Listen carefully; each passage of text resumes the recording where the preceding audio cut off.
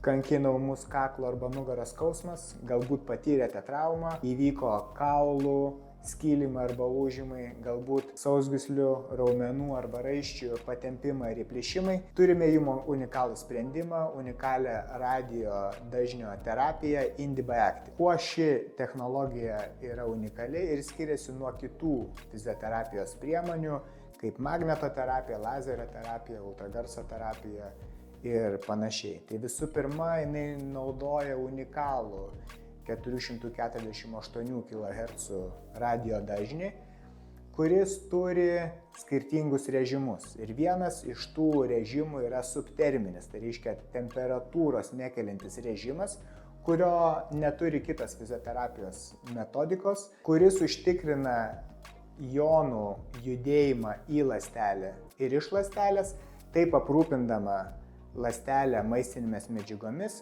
ir pašalinant visus šalutinius produktus ir kenksmingas medžiagas iš ląstelės. Taip pat šis režimas reguliuoja uždegiminį procesą ir tai yra labai svarbus veiksnys, nes dažniausiai kitomis metodikomis siekiama slopinti uždegimą, tačiau slopinant uždegimą taip pat slopiname ir gijimo procesus. Tuo tarpu IndiBa terapija mes reguliuojame uždegimą ir palaikėme tokį jo lygį, kuris yra būtinas užtikrinti ląstelės gijimą. Taip pat IndiBos pagalba galime rinktis ar stimuliuoti labiau paviršinius arba giliuosius audinius, naudojant skirtingus režimus, kas leidžia mums parinkti tikslingesnį ir efektyvesnį gydymą ir terapiją, nes tam tikrais atvejais, pavyzdžiui, ūmaus skausmo metu, veikiausiai stimulas, jeigu stimuliuotumėm giliuosius audinius, būtų per didelis, todėl pirmus keletą kartų mes renkamės tik tai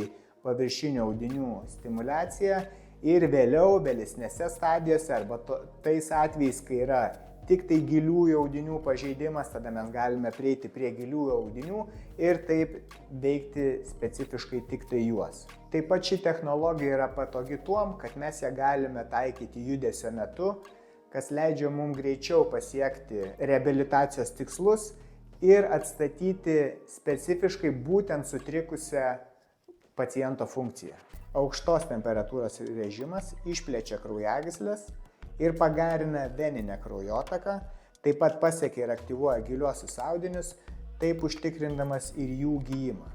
Kitas 448 kHz dažnių išskirtinumas yra, kad jis aktyvuoja kamieninės ląsteles, slopina riebalinio audinio formavimąsi ir stimuliuoja kremzlinio bei jungiamo audinio ląsteles, tai yra chondroblastus ir fibroblastus, kurios aktyvuoja naujo ir sveiko audinio formavimąsi ir gijimą. Kita išskirtinė šios technologijos savybė yra, kad ji veikia visą galūnę arba net visą kūną, nes siunčia srovę nuo vieno elektrodo iki kito, lyginant su kitomis terapijomis, kaip lazerio terapija arba magnetoterapija, kur tas poveikis yra tik tai vietinis, lokalus toje vietoje, kur ta terapija yra atliekama.